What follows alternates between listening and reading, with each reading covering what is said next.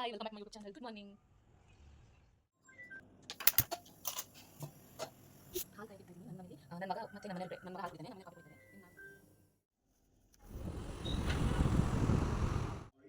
ನಮಗೆ ಹೋಗಿ ನಂತರ ಏನು ಮುಗಿಸಿದೆ ನಾನು ಹೆಚ್ಚಾಗಿ ಕೂಡ ಇಂಪ್ರೂವ್ ಮಾಡಿ ನಾನು ಹೆಚ್ಚಾಗಿ ನಾನು ಒಟ್ಟು ಹೋಗಿ ನಾನು ಇನ್ನು ಮಧ್ಯಾಹ್ನ ಮಾಡೋದು ಒಂದು ಸ್ವಲ್ಪ ಕಡೆ ಇದೆ. ಅದು ಎಷ್ಟು ಬಿಟ್ಟು ಬರ್ಬೋದು ಜೋಡಿಸಿದೆಯಲ್ಲ.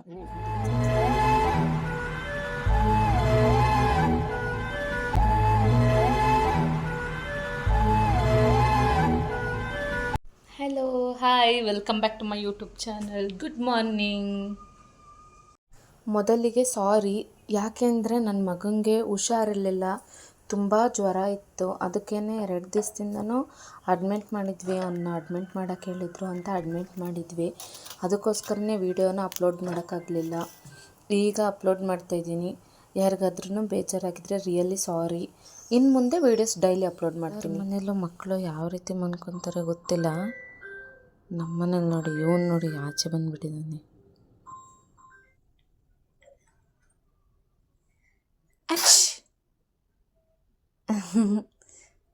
ಗುಡ್ ಮಾರ್ನಿಂಗ್ ಬಂಗಾರಿ, ಗುಡ್ ಮಾರ್ನಿಂಗ್ ಮಾಡಿ.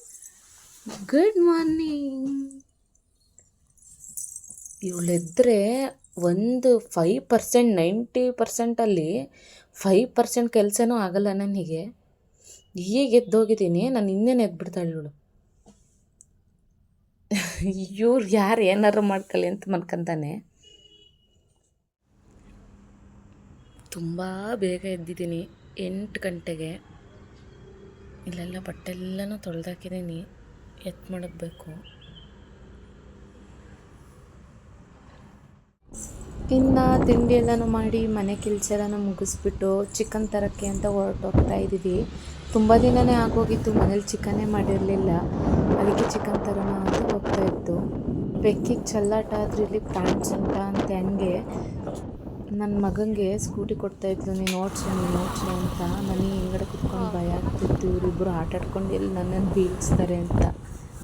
ಆದರೂ ಏನು ಗೊತ್ತಾ, ಈ ಥರ ರೋಡಲ್ಲೆಲ್ಲ ವೀಡಿಯೋ ಮಾಡ್ಕೊಂಡು ಹೋಗ್ಬೇಕಾದ್ರೆ ಜನ ಎಲ್ಲ ನಮ್ಮನ್ನೇ ನೋಡ್ತಾ ಇರ್ತಾರೆ, ಇವಳಿಗೆ ಹುಚ್ಚ ಹೆಂಗೆ ವೀಡಿಯೋ ಮಾಡ್ಕೊ ಹೋಗ್ತಿದ್ದಾಳೆ ಅಂತ.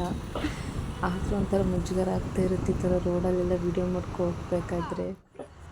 ಆಕಾಶವಾಣಿ ಅಂತ ಇದೆ, ಅಲ್ಲೇ ಎದುರುಗಡೆನೇ ಆರಾಧ್ಯ ಚಿಕನ್ ಸೆಂಟರಲ್ಲಿ ಕೋಳಿನ ತಗೊಂಡು ಇಬ್ರಿಗೂ ತಮಾಷೆ ಮಾಡ್ಕೊಂಡು ಕೂತಿದ್ದೀವಿ. ಬರ್ತ್ಡೇ ಗರ್ಲು ಕೆಲಸ ಕೊಟ್ಟವ್ರೆ. ಬರ್ಡೇ ಗರ್ಲಿಗೆ ಬರ್ತ್ಡೇ ಮುಗಿದು 24 hours ಆಯಿತು, ಇನ್ನೂ ಬರ್ತಡೆ. ಅವಳು ಬರ್ತಡೇಲಿ ಅವಳು ಏನೇನು ಕೆಲಸ ಮಾಡಿದಳು ಕೇಳಿ ಹೇಳಿ. ಕಸ ಗುಡಿಸ್ದೆ, ಮನೆ ಕ್ಲೀನ್ ಮಾಡಿದೆ, ಅಡುಗೆ ಮಾಡಿದೆ, ಎಲ್ರಿಗೂ ಊಟಕ್ಕೆ ಕೊಟ್ಟೆ. ತನ್ನ ಬರ್ತಡೆಗೆ ತಾನೇ ಕೆಲಸ ಮಾಡ್ಕೊಂಡು ಚಿಕನ್ ಬಿರಿಯಾನಿ ತಿನ್ನೋಂಥ ಹುಡುಗಿ ಇವಳು. ನಿನ್ನೆ ಕುಡಿದು ಜಾಸ್ತಿಯಾಗಿ ಕಾಲು ಬೇರೆ ಏಟ್ ಮಾಡ್ಕೊಂಡಾಳೆ ಬರ್ತಡೇ ಗರ್ಲು. ಇನ್ನು ಅವಳ ಬರ್ತಡೇ ಗಿಫ್ಟ್ ಏನು ಕೊಡಿಸಿರ್ಲಿಲ್ಲ, ಅದಕ್ಕೆ ಗಿಫ್ಟ್ ತೊಗೊಂಡೋಗೋಣ ಅಂತ ಅಲ್ಲೇ ಪಕ್ಕದಲ್ಲಿದ್ದು ಶಾಪಿಗೆ ಬಂದ್ವಿ. ಇನ್ನು ಗಿಫ್ಟ್ ತಗೋಗ್ಬಿಟ್ಟು ಅವಳಿಗೆ ಕೊಡಬೇಕು. ಅವಳ ರಿಯಾಕ್ಷನ್ ನೋಡ್ಬೇಕು ನೀವು. ನಾವು ಅವಳ ಏಜಲ್ಲಿದ್ದಾಗ ಹಾಗೇನೆ ಯಾರು ಗಿಫ್ಟ್ ಕೊಟ್ಟರೆ ಅದನ್ನೆಲ್ಲ ಓಪನ್ ಮಾಡಿಬಿಟ್ಟು ಆ ಕೊಟ್ಟಿದ್ದ ಕವರ್ನ ಕೂಡ ಹಾಗೆ ಇಟ್ಕೊತಿದ್ವಿ. ಇವಳು ಅದೇ ರೀತಿಯೇ ಚಾಕ್ಲೇಟ್ ಕೊಟ್ಟರು ಹಾಗೆ ಮಾಡ್ತಾಳೆ, ಆ ಕವರ್ನು ಕೂಡ ಹಂಗೆ ಇಟ್ಕೊಂಡಿರ್ತಾಳೆ. ಈಗಲೂ ಅದನ್ನೇ ಹೇಳ್ತಿದ್ದಾಳೆ, ಈ ಕವರ್ ಸಮೇತನ ನಾನು ಇವನ್ನೆಲ್ಲ ಸೇಫಾಗಿ ಇಡ್ತೀನಿ ಅಂತ. ಅವಳು ನಾನು ₹1 ಚಾಕ್ಲೇಟೇ ಕೊಡಿಸಿದ್ರು ಅವಳು ಅದೇ ಕವರ್ನ ಹಂಗೆ ಇಟ್ಟಿರ್ತಾಳೆ ಈಗಲೂ. ಕೆಲವ್ರಿಗೆ ನಾವು ಒಂದು 5,000 10,000 ಕೊಡಿಸಿದ್ರು ಅವ್ರಿಗೆ ಮನಸ್ಸಿಗೆ ನೆಮ್ಮದಿನೇ ಇರಲ್ಲ, ಬರೀ ಇಷ್ಟೇ ಕೊಡಿಸಿದ್ದಾರೆ ಅಂತಾರೆ. ಆದರೆ ಇವಳು ಒಂಥರ ಚೇಂಜ್. ನಾವು ₹1 ಕೊಡಿಸಿರಲಿ ಅವಳು ತುಂಬ ಆಸೆ ಪಟ್ಟು ಇಸ್ಕೊತಾಳೆ. ಅವಳಿಗೆ ಈ ಥರ ಸಣ್ಣ ಪುಟ್ಟ ಆ್ಯಕ್ಸಸರೀಸ್ ಅಂದರೆ ಸಖತ್ ಆಸೆ ಪಟ್ಟು ಇಟ್ಕೊಂಡಿರ್ತಾಳೆ. ಅದಕ್ಕೇ ಅದನ್ನೇ ನೋಡಿ ತೊಗೊಂಡು ಬಂದು ಕೊಟ್ಟೆ. ಇನ್ನು ಚಿಕನ್ ತಂದಿದ್ನಲ್ಲ, ಚಿಕನ್ ಆಮೇಲಿಂದ ಅಡುಗೆ ಮಾಡೋಣ ಅಂದ್ಬಿಟ್ಟು ಪಾತ್ರೆ ಎಲ್ಲ ತೊಳೆಯೋದಿತ್ತು. ಪಾತ್ರೆ ಎಲ್ಲ ತೊಳೆದು ಅಡುಗೆ ಮಾಡಿಕೊಂಡೆ.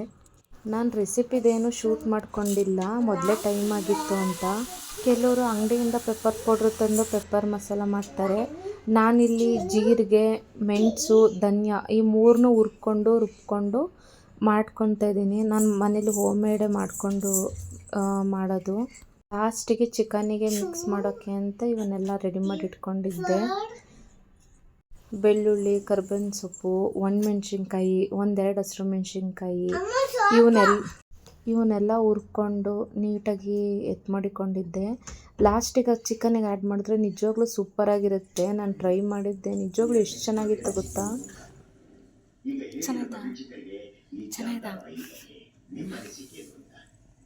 ಒಂದು 2-3 ಪಾಟ್ ಬೇರೆ ಖಾಲಿ ಇದ್ದು ಅದಕ್ಕೊಂದು ಸ್ವಲ್ಪ ಮಣ್ಣು ತುಂಬಿಟ್ಟು ಗಿಡ ಹಾಕೋಣ ಅಂತ ಊಟ ಎಲ್ಲ ಮಾಡಿಬಿಟ್ಟು ತೆಗಿತಾ ಇದ್ದೆ.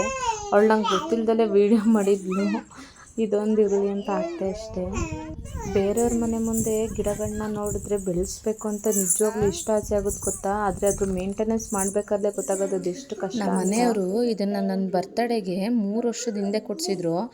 ನಾನೇ ಒಂದು ದಿವಸ ಇದ್ರ ಮೇಲೆ ಕೂರೋದಾಗಲಿ ಮುಟ್ಟೋದಾಗಲಿ ನಾನು ಮಾಡಿಲ್ಲ. ನನ್ನ ಮಕ್ಕಳಿಬ್ಬರು ಸೇರ್ಕೊಂಡು ಈ ಗೊಂಬೆನ ಹಾಳು ಮಾಡಾಕ್ತಾರೆ. ಹೊಟ್ಟೆ ಉರಿಯುತ್ತೆ. ನಾನು ನಮ್ಮ ಮನೆಯವ್ರನ್ನ ಎಷ್ಟು ಜೋಪಾನ ಮಾಡ್ತೀನಿ, ಇದನ್ನೂ ಅಷ್ಟು ಜೋಪಾನ ಮಾಡಿ ಸಾಕ್ತಾಯಿದ್ದೀನಿ. ಆದರೆ ಇವರಿಬ್ಬರು ನನ್ನ ಮನೆಯವ್ರ ಮೇಲೆ ಹೆಂಗೆ ಆಟಾಡ್ತಾರೆ ಹಂಗೆ ಆಟಾಡ್ತಿದ್ದಾರೆ ಇದು ಗೊಂಬೆ ಮೇಲೆ. ಇವಳು ಕಾಲ ಮೇಲೆ ಕೂತಿದ್ದಾಳೆ, ಅವ್ನು ಹೋಗೋದ್ರೆ ಎದೆ ಮೇಲೆ ಕೂತ್ಕೊಂಡು ಅದನ್ನು ಸಾಯಿಸ್ತಾ ಇದ್ದಾನೆ. ನಮ್ಮ ಮನೆಯವ್ರಿಗೂ ಇದೇ ರೀತಿ ಮಾಡ್ತಾಯಿರ್ತಾರೆ. ಆದರೂ ಭಾರಿ ಬೇಜಾರಾಗ್ತಿದೆ. ಸಖತ್ ಆಸೆಯಿಂದ ಹಠ ಮಾಡಿ ತೆಗೆಸ್ಕೊಂಡಿದ್ದಿದ್ದು ಗೊಂಬೆ ಇದು. 3,000 ರೂಪಾಯಿ ಕೊಟ್ಟಿದ್ದೆ ಗೊಂಬೆಗೆ. ಅಷ್ಟು ಹೊಟ್ಟೆ ಉರಿತಿದೆ ನನಗೆ. 3,000 ರೂಪಾಯಿಗೆ ಹೋಗಿ ಈ ಗೊಂಬೆ ತೊಗೊಂಡು ಅದು ಇವರಿಬ್ರು ಕೈಲಿ ಕೊಡ್ತಾಯಿದ್ದೀನಿ ಅಂತ ಹೊಟ್ಟೆ ಉರಿತಾಯಿದ್ದೆ ನನಗೆ. ಅವ್ನು ನೋಡಿ ಅಲ್ಲಿ ಇವಳು ಕಾಲ ಮೇಲೆ ಕೂತವಳೆ, ಅವನು ಹೋಗಿ ಅಲ್ಲಿ ಕೂತಿದ್ದಾನೆ ಕತ್ತತ್ರ. ಇವಳು ಆ ಗೊಂಬೆನೂ ಬಿಡ್ತಾಯಿಲ್ಲ, ಅದನ್ನೂ ಮಾತಾಡಿಸ್ತಾ ಇದ್ದಾಳೆ. ಇನ್ನೆಲ್ಲರ ಮನೇಲೂ ಸಂಜೆ 6 ಗಂಟೆ ಆದರೆ ಮೂವಿ ಮತ್ತು ಇಲ್ಲ ಧಾರಾವಾಹಿ ನೋಡಿದ್ರೆ, ನಮ್ಮ ಮನೇಲಿ ಉಲ್ಟಾ ನನ್ನ ಮಗ ಪೆಪ್ಪ ಪಿಗ್ಗಿ ಹಾಕಿ ಬರೀ ಅದನ್ನೇ ನೋಡ್ತಾ ಇರ್ತೀನಿ. ಬೆಳಗಿಂದ ಸಂಜೆವರೆಗೂ ಬರೀ ಪೆಪ್ಪ ಪಿಗ್ಗಿನೇ ನೋಡೋದಾಗಿರುತ್ತೆ ನನಗೆ. ಮಧ್ಯಾಹ್ನ ಚಿಕನ್ನ 1 kg ತಂದಿದ್ನಲ್ಲ, ಅದರಲ್ಲಿ ಒಂದು ಸ್ವಲ್ಪ ಪೆಪ್ಪರ್ ಡ್ರೈ ಮಾಡಿದ್ದೆ. ಇನ್ನೊಂದು ಸ್ವಲ್ಪ ಚಿಕನ್ ಹಾಗೆ ಇತ್ತು, ಅದಕ್ಕೆ ಸ್ವಲ್ಪ ಹಂಗೆ ಚಿಕನ್ ಗೊಜ್ಜು ಥರ ಮಸಾಲೆ ಥರ ಮಾಡೋಣ ಅಂತ ಸುಮ್ಮನಾದೆ.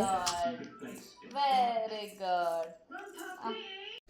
ನಾಯಿಗಳಿಗೆ ಚಿಕನ್ ಏನಾದರೂ ಮಾಡಿದ್ರೆ ವಾಸನೆ ಇಟ್ಕೊಂಡು ಹೆಂಗೆ ಬರ್ತವೆ, ಸೇಮ್ ಟು ಸೇಮ್ ಇವಳು ಹಾಗೇನೆ. ನನ್ನ ಅಡುಗೆ ಮನೆಗೆ ಹೋಗೋದು ಇವಳಿಗೆ ವಾಸನೆಯಲ್ಲೇ ಗೊತ್ತಾಗ್ಬಿಡುತ್ತೆ. ನಾನು ಹಿಂದೆನೇ ಬರ್ತಾಳೆ ನೋಡಿ. ಅಡುಗೆ ಮನೆಯಿಂದ ವಾಪಸ್ ಬಂದೆ, ಕೆಳಗೆ ಕೀಳಿದ್ಲು. ಈಗ ನಾನು ಅಡುಗೆ ಮನೆಗೆ ಹೋಗಲಿ ಮತ್ತು ನಾನು ಹಿಂದೆನೇ ಬರ್ತಾಳೆ. ಸೇಮ್ ಟು ಸೇಮ್ ನಾಯಿಗೆ ಹೆಂಗೆ ವಾಸನೆ ಗೊತ್ತಾಗುತ್ತೆ, ಇವಳು ಅದೇ ರೀತಿ ನೋಡಿ. ಈಗಿನ್ನೂ ಅಡುಗೆ ಮನೆಗೆ ಬಂದೆ.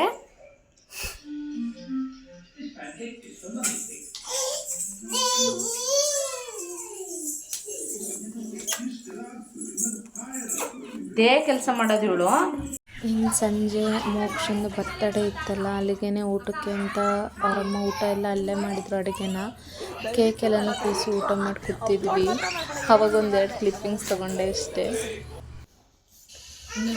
ಕೆಲಸ ಕೊಟ್ಟವ್ರಿ ನೋಡಿ, ಬರೀ ಕೆಲಸ ಏನು ಮಾಡೋಣ. ಇದೇ ರೀತಿ ನನ್ನ ಎಲ್ಲ ವೀಡಿಯೋಸ್ಗಳಿಗೂ ಸಪೋರ್ಟ್ ಮಾಡ್ತಾಯಿರಿ. Okay bye. Thank you for watching.